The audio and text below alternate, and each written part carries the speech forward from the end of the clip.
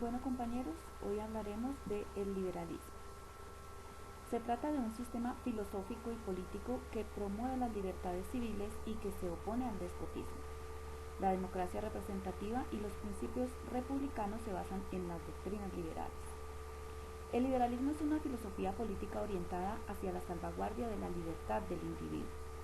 Como doctrina, el liberalismo nació en Inglaterra en la Revolución de 1688 y no dejó de evolucionar y enriquecerse en contenido teórico hasta el Acta de Reforma de 1867. Se conformó por el conjunto de las transformaciones ideológicas y políticas que se habían desarrollado en Europa y América entre finales del siglo XVII y el fin del Imperio Napoleónico en 1815. Las ideas liberales se plasmaron en un modo de entender la sociedad y en una actitud hacia las personas y las relaciones sociales. Básicamente, interpreta la naturaleza humana y supone que con mayores cuotas de libertades se alcanzan mayores niveles de prosperidad. Considera que el hombre obtiene más beneficio haciendo lo que le plazca que sometiéndolo para que haga lo que a otros les place. Entonces, el ejercicio de la libertad individual es el camino ideal para el bienestar del individuo. Como las relaciones entre individuos deben ser controladas y regidas por una norma nacional, la Constitución, que será quien garantizará los derechos de toda la sociedad. Todos los hombres nacen libres e iguales ante la ley. Entonces, cada individuo es responsable de sus actos y deberá respetar los derechos de sus semejantes. Así, el individuo, buscando su progreso individual, usando su libertad, talento y conocimiento, irá formando una sociedad mejor. La tolerancia y la razón son los pilares fundamentales de la ideología liberal. La religión es una convicción personal y nada tiene que ver con el Estado. Se puede creer o no en Dios, pero igualmente se es un buen ciudadano. En lo político defienden la separación de los poderes, la soberanía nacional y el sufragio universal. El liberalismo como sistema político fue construido a partir de las doctrinas de los viejos maestros Montesquieu, Voltaire, Rousseau, entre otros, que se consagran después de la caída de Napoleón y se extiende desde Francia e Inglaterra por el sur y por el este de Europa.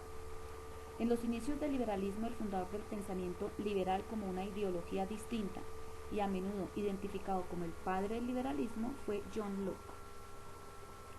En Francia existía lo que se denominó el antiguo régimen, un rey absoluto y una serie de nobles cortesanos que gozaban de toda clase de prerrogativas. El alto clero y la nobleza eran una pequeña minoría, pero monopolizaban el poder económico y político del reino. Por eso, el liberalismo en Francia se destaca por su carácter político. Buscan llegar a una forma de gobierno demócrata y consagrar los derechos individuales. El liberalismo francés, y en particular las ideas que surgen de la Revolución Francesa y de la Constitución, cambian esas cosas de la sociedad tradicional francesa. Cuestionan dos conceptos y hechos tradicionales que siempre han estado, el monarca absoluto y el estatus privilegiado de la nobleza y el clero. A partir de la Revolución Francesa, la gran mayoría de franceses que vivían en miseria y que no tenían nada de representación, consiguen tener igualdad jurídica y una limitación del poder del gobernante. Los liberales deseaban un Estado que respetara las libertades y que hiciera aplicar una ley igual para todos. En Inglaterra, el pensamiento liberal se basó en la doctrina del contrato social propuesto por Rousseau y en el derecho natural de John Locke y Montesquieu.